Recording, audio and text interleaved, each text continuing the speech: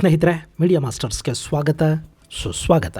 ಗೆಳೆಯರೆ, ಇರಾನ್ ವಿರುದ್ಧ ನಡೀತಿರೋ ಯುದ್ಧಕ್ಕೆ ಕೊನೆ ಯಾವಾಗ? ಇದಕ್ಕೆ ಉತ್ತರ ಹೇಳೋದಕ್ಕೆ ಸಾಧ್ಯ ಇರೋದು ಅಮೆರಿಕಾಗೆ ಮಾತ್ರ. ಅದನ್ನೇ ಅಮೆರಿಕಾದ ಅಧ್ಯಕ್ಷ ಡೊನಾಲ್ಡ್ ಟ್ರಂಪ್ ಹೇಳ್ತಾ ಇದ್ದಾರೆ. ಯುದ್ಧವನ್ನು ಯಾವಾಗ ಮುಗಿಸ್ತೀವಿ ಅನ್ನೋದನ್ನು ನಾವೇ ಹೇಳ್ತೀವಿ, ಆದರೆ ಯುದ್ಧ ಮುಗಿಯೋ ಮೊದಲು ಶತ್ರುಗಳನ್ನು ನಾಶ ಮಾಡಿ ಯುದ್ಧವನ್ನು ಮುಗಿಸ್ತೀವಿ ಅಂತ ಟ್ರಂಪ್ ಹೇಳ್ತಾ ಇದ್ದಾರೆ. ಇನ್ನು ಟ್ರಂಪ್ ಹೇಳಿಕೆಗೆ ತಿರುಗೇಟನ್ನು ಕೊಟ್ಟಿರೋ ಇರಾನ್ ಯುದ್ಧದ ಬಗ್ಗೆ ನಿರ್ಧಾರ ಮಾಡೋದಕ್ಕೆ ಟ್ರಂಪ್ ಯಾರು? ಈ ಯುದ್ಧವನ್ನು ನಿಲ್ಲಿಸೋದು ಯಾವಾಗ ಅಂತ ತೀರ್ಮಾನ ಮಾಡೋದು ಮತ್ತು ಮಾಡಬೇಕಾಗಿರೋದು ನಾವು ಅಂತ IRGC ಹೇಳ್ತಾ ಇದೆ. ಇದೆಲ್ಲದರ ನಡುವೆ ಸ್ಟ್ರೈಟ್ ಆಫ್ ಹಾರ್ಮೋಸ್ಗಾಗಿ ಅಲ್ಲೊಂದು ದೊಡ್ಡ ಕದನ ನಡೆಯುವ ಸೂಚನೆ ಸಿಗ್ತಾ ಇದೆ. ಟ್ರಂಪ್ ಡೂಮ್ಸ್ಡೇ ವಿಮಾನವನ್ನು ಮಧ್ಯಪ್ರಾಚ್ಯಕ್ಕೆ ಡೆಪ್ಲಾಯ್ ಮಾಡಿದ್ದಾರೆ. ಹಾಗಾದರೆ ಏನಿದು ಟ್ರಂಪ್ ಕಾರ್ಯತಂತ್ರ? ಸ್ಟ್ರೈಟ್ ಆಫ್ ಹಾರ್ಮೋಸನ್ನು ವಶಪಡಿಸ್ಕೊಳ್ಳೋದು ಅನ್ನೋದು ಅಷ್ಟೊಂದು ಸುಲಭನಾ? IRGC ಇದಕ್ಕೆ ಹೇಗೆ ಪ್ರತಿಕ್ರಿಯಿಸ್ತಾ ಇದೆ ಅನ್ನೋದ್ರ ಬಗ್ಗೆ ಒಂದಷ್ಟು ಮಾಹಿತಿಯನ್ನು ನಾವಿಲ್ಲಿ ನೋಡೋಣ. ಗೆಳೆಯರೆ, ಇರಾನ್ ಮತ್ತು ಅಮೆರಿಕ ಹಾಗೂ ಅದರ ಮಿತ್ರ ಪಡೆಗಳ ನಡುವಿನ ಕದನ ನ್ಯಾಟೋದ ಬಾಗಿಲಿಗೆ ಬರ್ತಾ ಇದೆ. ಈಗಾಗಲೇ ಇರಾನ್ನಿಂದ ಟರ್ಕಿಯ ಕಡೆಗೆ 2 ಮಿಸೈಲ್ಗಳು ಹಾರಿವೆ. ಆ ಎರಡನ್ನೂ ಕೂಡ ಮೆಡಿಟರೇನಿಯನ್ ಸಮುದ್ರದಲ್ಲಿನ ಏರ್ ಡಿಫೆನ್ಸ್ ಸಿಸ್ಟಮ್ಗಳು ಹೊಡೆದು ಹಾಕಿವೆ. ಅಲ್ಲಿ ಪ್ಯಾಟ್ರಿಯಾಟ್ ಮಿಸೈಲ್ ಸಿಸ್ಟಮ್ ಅನ್ನು ಆಕ್ಟಿವ್ ಮಾಡಲಾಗಿದೆ. ಒಂದು ವೇಳೆ ಟರ್ಕಿ ಮೇಲೆ ಇರಾನ್ ಇನ್ನಷ್ಟು ಮಿಸೈಲ್ಗಳನ್ನು ಹಾರಿಸೋದಕ್ಕೆ ಪ್ರಯತ್ನ ಪಟ್ಟರೆ ಅಥವಾ ಒಂದೇ ಒಂದು ಮಿಸೈಲ್ ಟರ್ಕಿಗೆ ಅಪ್ಪಳಿಸಿದ್ರೂ ಕೂಡ ಅನಿವಾರ್ಯವಾಗಿ ಆ ಯುದ್ಧಕ್ಕೆ ನ್ಯಾಟೋ ಎಂಟ್ರಿ ಕೊಡಬೇಕಾಗುತ್ತೆ. ಯಾಕೆಂದ್ರೆ ಟರ್ಕಿ ನ್ಯಾಟೋ ಸದಸ್ಯ ದೇಶ.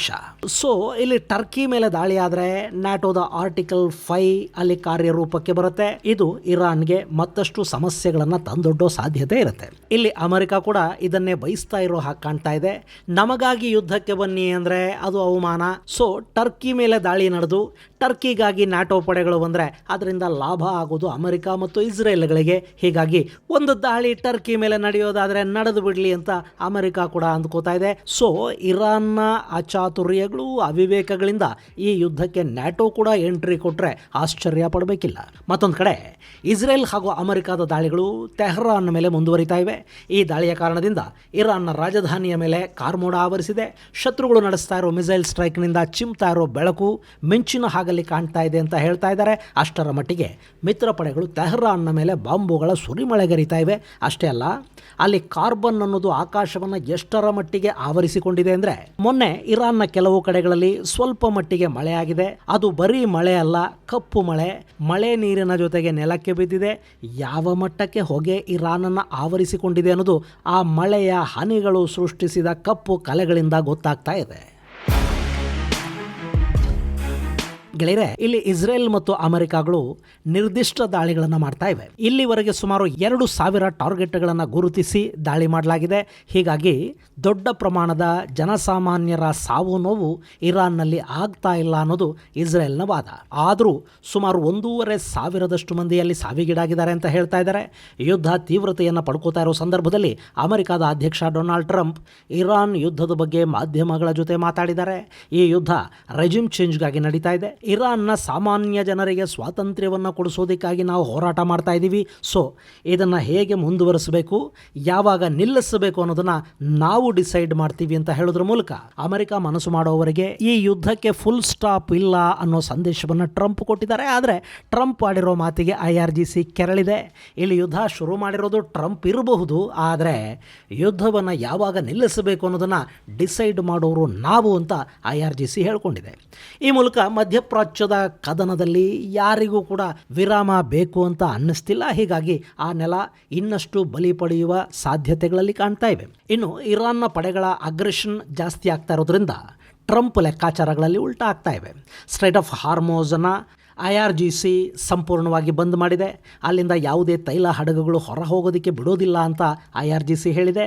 ಇಷ್ಟು ದಿನ ಪಶ್ಚಿಮ ಅಮೆರಿಕ ಮತ್ತು ಇಸ್ರೇಲ್ಗಳಿಗೆ ಸೇರಿದ ಹಡಗುಗಳಿಗೆ ಮಾತ್ರ ನಾವು ಅವಕಾಶವನ್ನು ಕೊಡೋದಿಲ್ಲ. ಇನ್ನು ಭಾರತ, ಚೈನಾ ಹಾಗೆ ಬೇರಿನ್ಯಾವ ದೇಶದ ತೈಲ ಹಡಗಾದರೂ ಅಲ್ಲಿ ಸಂಚರಿಸಬಹುದು, ಅದನ್ನು ನಾವು ತಡೆಯೋದಿಲ್ಲ ಅಂತ ಹೇಳ್ತಾ ಇದ್ದ IRGC ಈಗ ಇಡೀ ಸಮುದ್ರ ಮಾರ್ಗವನ್ನು ಬಂದ್ ಮಾಡ್ಕೊಂಡು ಕೂತಿದೆ. ಇನ್ನು ಅವ್ರ ಹತ್ರ ಬರೀ ಮಿಸೈಲ್ಗಳಷ್ಟೇ ಅಲ್ಲ, ಅತ್ಯಂತ ಬಲಿಷ್ಠ ಡ್ರೋನುಗಳು ಕೂಡ ಇರೋದ್ರಿಂದ ತೈಲ ಹಡಗುಗಳ ಮೇಲೆ ಡ್ರೋನ್ ದಾಳಿ ನಡೆದರೂ ಅಲ್ಲಿ ದೊಡ್ಡ ಪ್ರಮಾಣದ ನಷ್ಟ ಉಂಟಾಗುತ್ತೆ. ಅಮೆರಿಕಾಗೆ ಸೇರಿದ ತೈಲ ಹಡಗೊಂದರ ಮೇಲೆ ಇರಾನ್ ಈಗಾಗಲೇ ದಾಳಿಯನ್ನೂ ಮಾಡಿದೆ. ಹೀಗಾಗಿ ವಿಮೆ ಕಂಪನಿಗಳು ಈ ತೈಲ ಹಡಗುಗಳಿಗೆ ಇನ್ಶೂರೆನ್ಸನ್ನು ಕೊಡೋದಕ್ಕೆ ಒಪ್ತಾ ಇಲ್ಲ. ಯಾವಾಗ ಇನ್ಶೂರೆನ್ಸ್ ಸಿಗೋದಿಲ್ವೋ ಹಡಗುಗಳು ಸಮುದ್ರಕ್ಕಿಳಿಯೋದಕ್ಕೆ ಹಿಂದೇಟು ಹಾಕ್ತಾ ಇವೆ. ಹೀಗಾಗಿ ಹಾರ್ಮೋಸ್ ಹೆಚ್ಚು ಕಡಿಮೆ ಬಂದಾದಂತೆ ಕಾಣ್ತಾ ಇದೆ. ಇನ್ನು ಇಲ್ಲಿ ತೈಲ ಹಡಗುಗಳಿಗೆ ರಕ್ಷಣೆಯನ್ನು ಕೊಡಿ ಅಂತ ಟ್ರಂಪ್ ತಮ್ಮ ಸೇನೆಗೆ ಹೇಳಿದ್ದಾರೆ. ಫ್ರಾನ್ಸ್ ತನ್ನ ಒಂದು ಯುದ್ಧ ವಿಮಾನ ವಾಹಕವನ್ನ ಮತ್ತು ಒಂದಷ್ಟು ಯುದ್ಧ ನೌಕೆಗಳನ್ನ ಈ ಸ್ಟ್ರೈಟ್ ಆಫ್ ಹಾರ್ಮೋಸ್ಗೆ ಕಳುಹಿಸಿಕೊಡ್ತಾ ಇದೆ. ಬ್ರಿಟನ್ ಕೂಡ ತನ್ನ ಯುದ್ಧ ನೌಕೆಗಳನ್ನ ಕಳುಹಿಸಿದೆ. ಇಷ್ಟಾದರೂ ಅಲ್ಲಿ ಸಮುದ್ರಕ್ಕಿಳಿಯೋದಕ್ಕೆ ತೈಲ ಟ್ಯಾಂಕ್ಗಳೇ ಹಿಂದೇಟ್ ಹಾಕ್ತಾ ಇರುವಾಗ ರಕ್ಷಣೆ ಯಾರಿಗೆ ಕೊಡೋದಕ್ಕೆ ಸಾಧ್ಯ ಆಗತ್ತೆ?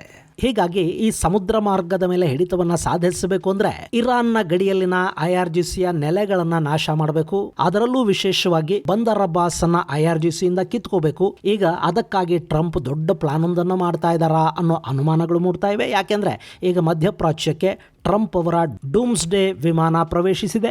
ಅದರ ಹೆಸರು ಬೋಯಿಂಗ್ E6 ಮರ್ಕ್ಯುರಿ. ಇದನ್ನ ಏರ್ಬಾರ್ನ್ ಕಮಾಂಡ್ ಪೋಸ್ಟ್ ಅಂತ ಕರೀತಾರೆ.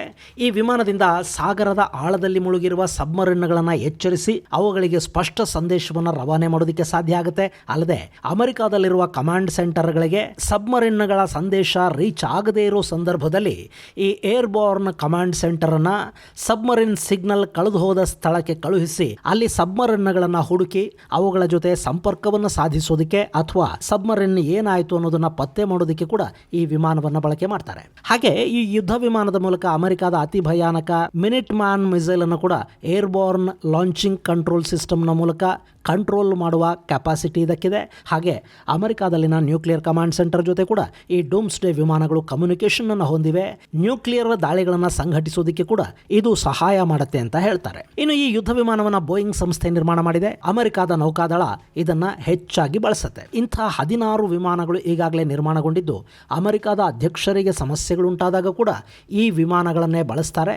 ಇವು ನ್ಯೂಕ್ಲಿಯರ್ ದಾಳಿಗಳುಂಟಾದ ಸಂದರ್ಭದಲ್ಲಿ, ಕೆಮಿಕಲ್ ದಾಳಿಗಳಾದ ಸಂದರ್ಭದಲ್ಲಿ ಅಧ್ಯಕ್ಷರನ್ನು ಕಾಪಾಡೋದಕ್ಕೆ ಕೂಡ ಬಳಕೆ ಆಗುತ್ತವೆ. ಇದರ ಜೊತೆ ಇವು ಆಕಾಶದಲ್ಲಿ 3-4 ದಿನಗಳಷ್ಟು ಉಳಿಯುವ ಶಕ್ತಿ ಸಾಮರ್ಥ್ಯಗಳನ್ನು ಹೊಂದಿವೆ. ಸುಮಾರು 40,000 ಅಡಿಗಳಷ್ಟು ಎತ್ತರದಲ್ಲಿ ಹಾರಾಡುವ ಈ ವಿಮಾನಗಳು ಒಂದು ಬಾರಿ ಆಕಾಶಕ್ಕೆ ಹಾರಿದರೆ 7,000 ಮೈಲಿಗಳಷ್ಟು ದೂರ ನಿರಂತರವಾಗಿ ಹಾರತಲೇ ಇರುವ ಸಾಮರ್ಥ್ಯವನ್ನು ಹೊಂದಿವೆ. ಇಂಥ ವಿಮಾನ ಈಗ ಮಧ್ಯಪ್ರಾಚ್ಯಕ್ಕೆ ಬಂದಿದೆ. ಇದಲ್ಲದೆ B-2 ಬಾಂಬರ್ ಮತ್ತು B-1 ಲ್ಯಾನ್ಸರ್ಗಳು ಕೂಡ ಮಧ್ಯಪ್ರಾಚ್ಯದ ಹಾದಿಯಲ್ಲಿವೆ. ಸೊ ಈ ರೀತಿಯ ವಿಮಾನಗಳು ಬಂದಾಗ ಅಲ್ಲಿ ಅಮೆರಿಕ ದೊಡ್ಡದನ್ನೇನೋ ಮಾಡೋ ಸಾಧ್ಯತೆ ಇರುತ್ತೆ. ಸ್ಟ್ರೈಟ್ ಆಫ್ ಹಾರ್ಮೋಸ್ಗಾಗಿ ಅಮೆರಿಕ ದೊಡ್ಡ ದಾಳಿಯನ್ನೇನಾದರೂ ಮಾಡಿಬಿಡುತ್ತಾ ಅನ್ನೋ ಭಯ ಮಧ್ಯಪ್ರಾಚ್ಯವನ್ನು ಕಾಡ್ತಾ ಇದೆ. ಗೆಳೆಯರೆ, ಇರಾನ್ ಈಗ ಫ್ರಸ್ಟ್ರೇಟ್ ಆಗ್ತಾ ಇದೆ. ಅವರಿಗೆ ಸಾಕಷ್ಟು ಸಮಸ್ಯೆಗಳು ಕಾಡೋದಕ್ಕೆ ಈಗಾಗಲೇ ಶುರು ಆಗಿವೆ. ಟರ್ಕಿ, ಪಾಕಿಸ್ತಾನ, ಅಜರ್ಬೈಜಾನ್ಗಳ ಜೊತೆ ಕುರ್ದಿಶ್ ಪಡೆಗಳ ಭಯ ಕೂಡ ಇರಾನ್ಗೆ ಶುರುವಾಗ್ತಾ ಇದೆ. ಹೀಗಾಗಿ ಇರಾನ್ ಇರಾಕ್ಕಲ್ಲಿರುವ ಕುರ್ದಿಶ್ ಕ್ಯಾಂಪ್ಗಳ ಮೇಲೆ ದಾಳಿಗಳನ್ನು ಮಾಡೋದಕ್ಕೆ ಶುರು ಮಾಡಿದೆ. ಇದರ ಜೊತೆ ಅಮೆರಿಕ ಹಾಗೂ ಇಸ್ರೇಲ್ ದಾಳಿಗಳು ಕೂಡ ಹೆಚ್ಚಾಗ್ತಾ ಇದ್ರು. ತಾನು ಇಸ್ರೇಲ್ ವಿರುದ್ಧ ಅಂದುಕೊಂಡಷ್ಟು ದಾಳಿಗಳನ್ನು ಮಾಡೋದಕ್ಕೆ ಸಾಧ್ಯ ಆಗಿಲ್ಲ ಅನ್ನೋ ಬೇಸರ ಕೂಡ ಇರಾನ್ಗಿದ್ದಂತಿದೆ. ಹೀಗಾಗಿನೇ ಅವರು ಸ್ಟ್ರೈಟ್ ಆಫ್ ಹಾರ್ಮೋಸ್ ಅನ್ನು ಮುಚ್ಚಿದ್ದಾರೆ. ಸ್ಟ್ರೈಟ್ ಆಫ್ ಹಾರ್ಮೋಸ್ ಮುಚ್ಚಿದ್ರೆ ಇರಾಕ್ ಹಾಗೂ ಅರಬ್ ದೇಶಗಳಿಂದ ಸರಬರಾಜಾಗುವ ತೈಲ, ನ್ಯಾಚುರಲ್ ಗ್ಯಾಸ್ನ ಸಪ್ಲೈ ನಿಂತು ಹೋಗುತ್ತೆ. ಇದು ದಕ್ಷಿಣ ವಿಶ್ವದ ಮೇಲೆ ದೊಡ್ಡ ಪ್ರಭಾವವನ್ನು, ಪರಿಣಾಮವನ್ನು ಬೀರುತ್ತೆ. ಹೀಗಾದಾಗ ದಕ್ಷಿಣ ವಿಶ್ವದ ದೇಶಗಳು ಈ ಯುದ್ಧವನ್ನು ನಿಲ್ಲಿಸೋದಕ್ಕೆ ಅಮೆರಿಕ ಹಾಗೂ ಇಸ್ರೇಲ್ ಮೇಲೆ ದೊಡ್ಡ ಪ್ರಮಾಣದ ಒತ್ತಡವನ್ನು ತರುತ್ತವೆ. ಹಾಗೆ ಅರಬ್ ದೇಶಗಳ ವ್ಯಾಪಾರ ನಿಂತು ಹೋದರೆ ಅವರು ಕೂಡ ಈ ಯುದ್ಧದಿಂದ ಹಿಂದೆ ಸರಿತಾರೆ, ಅಮೆರಿಕಾದಿಂದ ದೂರ ಆಗ್ತಾರೆ. ತಮ್ಮ ಅಮೆರಿಕಾದ ನೆಲೆಗಳಿಗೆ ತಮ್ಮ ನೆಲವನ್ನು ಬಿಟ್ಟು ಹೊರಡಿ ಅಂತ ಹೇಳೋ ಸಾಧ್ಯತೆ ಇರುತ್ತೆ. ಇಂಥದ್ದೇನೇ ಆದರೂ ಇರಾನ್ ಮೇಲಿನ ದಾಳಿ ಕಡಿಮೆ ಆಗುತ್ತೆ ಅನ್ನೋದು ಇರಾನ್ ಯೋಚನೆ ಮಾಡ್ತಾ ಇರೋ ರೀತಿ. ಆದರೆ ಇಲ್ಲಿ ಸ್ಟ್ರೈಟ್ ಆಫ್ ಹಾರ್ಮೋಸನ್ನು ಮುಚ್ಚಿದರೆ ಜಾಗತಿಕ ತೈಲ ಮಾರುಕಟ್ಟೆಯಲ್ಲಿ ಅಲ್ಲೋಲ ಕಲ್ಲೋಲ ಉಂಟಾದರೆ ಜಗತ್ತಿನ ಬೇರೆ ಬೇರೆ ದೇಶಗಳು ಕೂಡ ಇರಾನ್ ಬಗ್ಗೆ ನಕಾರಾತ್ಮಕ ಅಭಿಪ್ರಾಯವನ್ನು ಹೊಂದೋದಕ್ಕೆ ಕಾರಣ ಆಗುತ್ತೆ. ಇರಾನ್ ಬಗ್ಗೆ ಒಂದಷ್ಟು ಕನಿಕರವನ್ನು ತೋರಿಸ್ತಾ ಇರೋ ದೇಶಗಳು ಕೂಡ ಈಗ ತೈಲ ಬಿಸಿಯನ್ನು ನೋಡಬೇಕಾಗಿರೋದ್ರಿಂದ ಅವರು ಇರಾನ್ ಬಗ್ಗೆ ಇರೋ ಸಿಂಪತಿಯನ್ನು ಕಳ್ಕೊತಾರೆ. ಇರಾನ್ಗೆ ಸಿಗ್ತಾ ಇದ್ದ ಮಾರಲ್ ಸಪೋರ್ಟ್ ಕೂಡ ಇಲ್ಲಿ ಸಿಗದೇ ಇರೋ ಪರಿಸ್ಥಿತಿ ನಿರ್ಮಾಣ ಆಗಬಹುದು ಅನ್ನೋದು ಮತ್ತೊಂದು ವಾದ. ಗೆಳೆಯರೆ, ಇಲ್ಲಿ ಟ್ರಂಪ್ ಕೂಡ ಹುಚ್ಚು ನಿರ್ಧಾರಗಳನ್ನು ತಗೋತಾ ಇದ್ದಾರೆ ಅಂತಲೇ ಅನ್ನಿಸ್ತಾ ಇದೆ. ಹಾಗೆಯೇ ಇರಾನ್ನ ಇಸ್ಲಾಮಿಕ್ ರೆಜಿಮ್ ಕೂಡ ಹಾಗೆ ವರ್ತಿಸ್ತಾ ಇದೆ. ಸೊ ಇಲ್ಲಿ ಯುದ್ಧ ನಿಲ್ಲಿಸೋದು ಯಾರು ಅನ್ನೋ ಪ್ರಶ್ನೆಗೆ ಸರಿಯಾದ ಉತ್ತರ ಮಾತ್ರ ಸಿಗ್ತಾ ಇಲ್ಲ. ಆದರೆ ಇಬ್ಬರ ಹಗ್ಗಜಗ್ಗಾಟದಲ್ಲಿ ವಧೆ ತಿನ್ನೋದು ಯಾರು ಅನ್ನೋ ಕುತೂಹಲವು ಇಲ್ಲಿ ತುಂಬಾ ಹೆಚ್ಚಾಗ್ತಾ ಇದೆ. ಮತ್ತೊಂದು ಕಡೆ ಇಸ್ರೇಲ್ ಇರಾನ್ ಮೇಲಿನ ದಾಳಿಗಳ ಜೊತೆಗೆ ಲೆಬನಾನ್ ಮೇಲೆ ಕೂಡ ದಾಳಿಗಳನ್ನು ಮತ್ತಷ್ಟು ಹೆಚ್ಚು ಮಾಡಿದೆ. ಈ ದಾಳಿಯಲ್ಲಿ ಹೆಜ್ಬುಲ್ಲಾದ ಸಾಕಷ್ಟು ಪ್ರದೇಶಗಳು ನಾಶ ಆಗಿವೆ. ಇದರಲ್ಲಿ ವೈಟ್ ಫಾಸ್ಫರಸ್ ಅನ್ನ ಬಳಸಿದೆ ಅನ್ನೋ ಆರೋಪ ಹೆಜ್ಬುಲ್ಲಾ ಮಾಡ್ತಾ ಇದೆ. ಇನ್ನು ಈ ಬಗ್ಗೆ ಅಮೆರಿಕ ಮೂಲದ ಸಂಸ್ಥೆಯೊಂದು ಲೆಬನಾನ್ನಲ್ಲಿ ವೈಟ್ ಫಾಸ್ಫರಸ್ ಬಳಕೆಯಾಗಿರುವ ಚಿತ್ರಗಳು ಲಭ್ಯ ಆಗಿದ್ದು, ಇದು ಹೆಜ್ಬುಲ್ಲಾ ಮೇಲೆ ಇಸ್ರೇಲ್ ಮಾರಣಾಂತಿಕ ಅಸ್ತ್ರಗಳನ್ನು ಬಳಸ್ತಾ ಇರೋದನ್ನು ತೋರಿಸ್ತಾ ಇದೆ ಅಂತ ಹೇಳಿದೆ. ಈ ದಾಳಿ ದಕ್ಷಿಣ ಲೆಬನಾನ್ನ ಯೊಹ್ಮೋರ್ನಲ್ಲಿ ನಡೆದಿದೆ ಅಂತ ಹೇಳಲಾಗ್ತಾ ಇದೆ. ಈ ಅನಿಸಿಕೆಗೆ ದನಿಗೂಡಿಸಿರುವ ಲೆಬನಾನ್ ಸರ್ಕಾರ ಇಸ್ರೇಲ್ ಶೆಲ್ಗಳಿಗೆ ಫಾಸ್ಫರಸ್ ಅನ್ನು ತುಂಬಿ ಲೆಬನಾನ್ನ ನೆಲದ ಮೇಲೆ ದಾಳಿಗಳನ್ನು ಮಾಡ್ತಾ ಇದೆ ಅಂತ ಆರೋಪವನ್ನು ಮಾಡಿದೆ. ಇದು ಇಸ್ರೇಲ್ ವಿರುದ್ಧ ದೊಡ್ಡ ಮಟ್ಟದ ಅಭಿಪ್ರಾಯಕ್ಕೆ ಕಾರಣ ಆಗುತ್ತೆ. ಇನ್ನು ಹೆಜ್ಬುಲ್ಲಾ ಕೂಡ ಇಸ್ರೇಲ್ ಮೇಲಿನ ದಾಳಿಗಳನ್ನು ಮುಂದುವರಿಸ್ತಾ ಇದೆ. ಅವರು ಫಾಸ್ಫರಸ್ ಬಳಕೆ ಬಗ್ಗೆ ಯಾವುದೇ ಸ್ಪಷ್ಟನೆಯನ್ನು ಕೊಟ್ಟಿಲ್ಲ. ಒಟ್ಟಲ್ಲಿ ಹಾರ್ಮೋಸ್ ಜಲಸಂಧಿ ಈಗ ಜಗತ್ತಿನ ಕುತೂಹಲದ ಕೇಂದ್ರ ಬಿಂದು ಆಗ್ತಾ ಇದ್ದು, ಇನ್ನೆರಡು ದಿನಗಳಲ್ಲಿ ಅಲ್ಲಿ ಭಾರಿ ಬದಲಾವಣೆಗಳು ಸಂಭವಿಸುವ ಸಾಧ್ಯತೆಗಳನ್ನು ತಳ್ಳಿ ಹಾಕೋದಿಕ್ಕಾಗೋದಿಲ್ಲ. ಇದು ಗೆಳೆಯರೆ ಯುದ್ಧ ನಿಲ್ಲಿಸೋದ್ರ ಬಗ್ಗೆ ಟ್ರಂಪ್ ಹಾಗೂ IRGCಗಳ ಅಭಿಪ್ರಾಯ ಮತ್ತು ಅಮೆರಿಕದ ನ್ಯೂಕ್ಲಿಯರ್ ವಿಮಾನ ಮಧ್ಯಪ್ರಾಚ್ಯಕ್ಕೆ ಬಂದಿರೋದರ ಕುರಿತಾದ ಮಾಹಿತಿ. ಮುಂದಿನ ಸಂಚಿಕೆಯಲ್ಲಿ ಮತ್ತಷ್ಟು ವಿಶೇಷಗಳ ಜೊತೆ ಮತ್ತೆ ಭೇಟಿಯಾಗೋಣ. ಅಲ್ಲಿವರೆಗೆ ಜೈ ಹಿಂದ್, ಜೈ ಕರ್ನಾಟಕ.